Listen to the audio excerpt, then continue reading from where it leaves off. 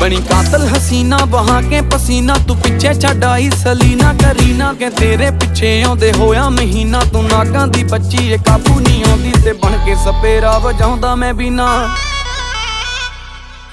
केड़े खेत विच लगी केड़ी कणक दा नी तू आटा छकदी ऐ। Tight tight short loose loose T शर्टां ना कहर नूं ढकदी ऐ।